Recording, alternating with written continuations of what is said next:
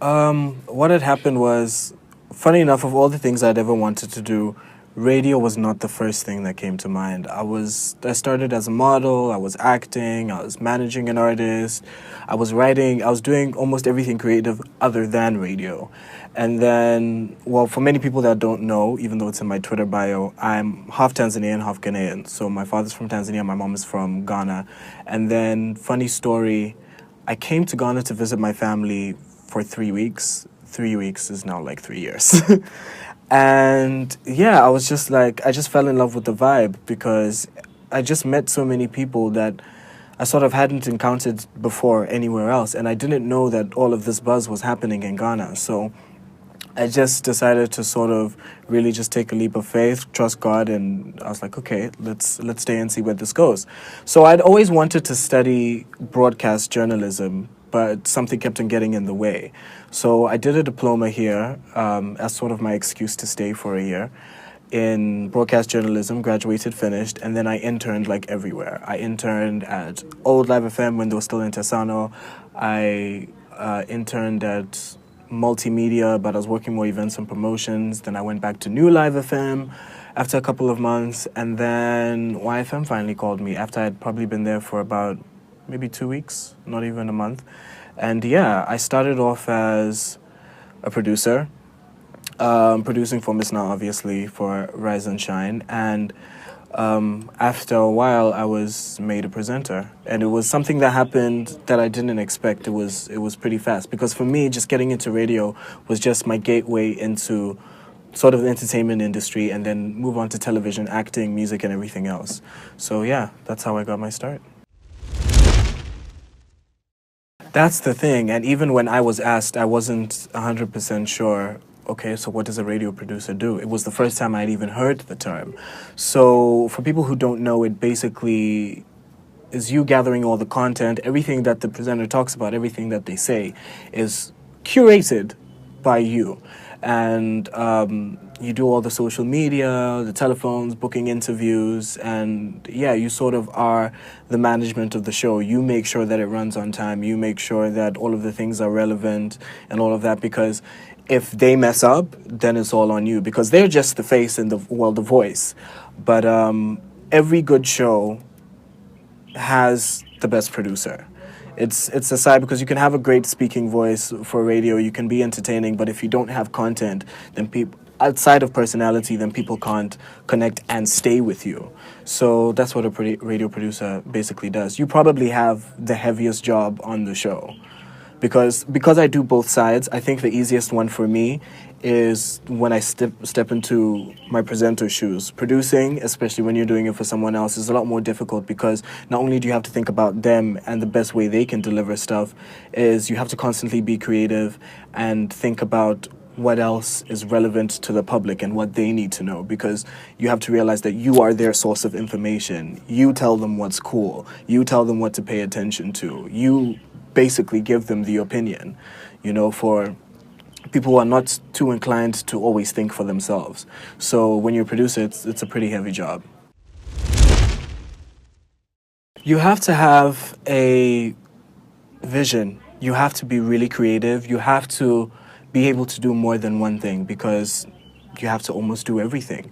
Even in my position, for example, if the presenter is not around, you might have to be called to take the front seat, So anything that you ever do in life, and things that I never thought I use on a daily basis. I think the best way to approach it is, number one, to just network, meet people, intern, and be ready to really stick it out and work hard, and a lot of the time not get paid for it until you get to a certain point and people see your value. And even if you do get paid for it, you might even not, especially because it's Ghana, you won't make a lot of money off it, but you have to be passionate about whatever it is that you're doing. And even if you're using it as a gateway to get to other things, you have to constantly be your best, because if it wasn't for things like social media, where I could put my face out there in my videos and stuff like that, just off the strength of being a producer, I've been able to meet so many people. And because of like how a show like Rise and Shine goes, there's just a lot of opportunities and stuff that has come my way where I didn't even have to speak on air, but just because of, I guess, what I create has just brought opportunities and people and companies and brands towards you. So it's a job that I don't think anybody should take lightly. If anything, it's one of the best gateways you can have. And it helps to be a writer, definitely.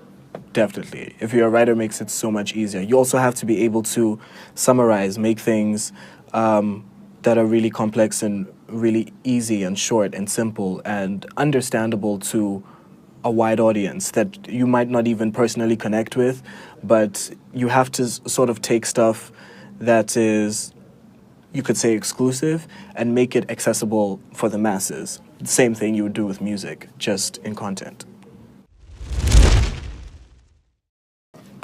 For that, I've even seen it as I've grown, I guess you could say, as a brand. People have these expectations of, oh, well, we hear you on radio, or we see you at these parties, or we see you with these people and people have this assumption that you make this incredible amount of money.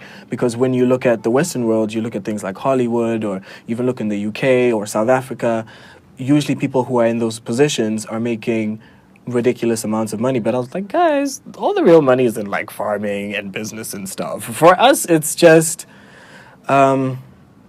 it's really stressful because in Ghana you don't make that much money to keep up with the sort of standard and this image that people have of you. That's why I feel it's incredibly important to be 100% authentic and real with everything that you do, because you can't have one persona on radio or television and then be a completely different person when you're off, you know?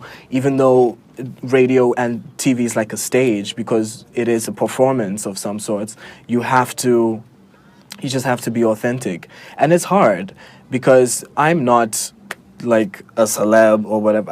I'd say I feel like the right people know me in the right communities, in the right circles. But even from that, you have people who just meet you and like, oh, I heard you here, or oh, you work at YFM, and oh, you do this. And, you know, they assume that you're the type of person who should be living in like $5,000 apartments and buying bottles in the club all the time. I'm like, just because you see me partying doesn't mean like I'm paying for everything that I'm doing, you know? And at the same time, it's just, if you allow it to stress you out, it will get to you, you know? And Ghana is a very difficult industry where people don't work together. You know, everybody's sort of in their corner, sort of crabs in the bucket, sort of, there's very little camaraderie unless you get to more of the creative community. So there's a lot of things that you have to do by yourself. A lot of things that you have to try and get for yourself, because you may have great ideas, but everybody's looking for a come up. Everybody's looking for, which is fine. I don't mind that with networking, but I feel like there's a huge difference between networking and just flat out using people and being an opportunist. You know, they're two very different things, because networking is sort of like tit for tat and no real like ill intentions. But then, yeah, I've even seen the way people look at me sometimes, which made me understand growing up when I'd see celebrities on TV or whatever, they'll complain about how you don't feel human anymore, and people start to feel like they own you, you know, because they're so used to seeing your image, and they expect you to be like what they see on television all the time and act like what they see all the time. But you're a human being and you don't always want to be that person. You know, you're multifaceted. So it's like, for me, because I'm very open and I'm sort of very trusting of people, I give people the benefit of the doubt, it's been a little bit difficult with when I meet new people, because I'm always open to collaborate and do things, but then you never know how people just want to use you for other things, and they just want to use you to chill with celebrities. They want to use you to get a job. They want to use you to make money, or to drain all the money out of you, or to feed off your energy. So, yeah, it's pretty difficult. It's not so difficult for me right now, but I can see even when I interview celebrities celebrities, Ghana. When I talk to people, I can see that everybody has this underlying level of distrust just because of what they've been through and the people that they've met, because everybody assumes that you're rich and famous and your life is amazing just because of what they see on Twitter and Instagram. But it's like, why do you think there's filters? Why do you think there's this and that? So even with me, with how I use my social media, it's like, this is the truth, this is how I live, but at the same time, like you see the filtered image, but with that filtered image, I will give you the truth of what's happening. Like if I'm broke, I tweeted the other day, I got like 7 CDs in my pocket, but I'm on television right now. You know, I'm going to tell that truth, which is a thing that a lot of celebrities don't do because they feel the pressure. And it sucks, and I feel bad for them because Ghana's the kind of place where you can't really make too much money as an artist unless you're some of the top six, five, as you'd call them, like the Sarkodie's, the Stone Boys, the Shutters, and stuff like that.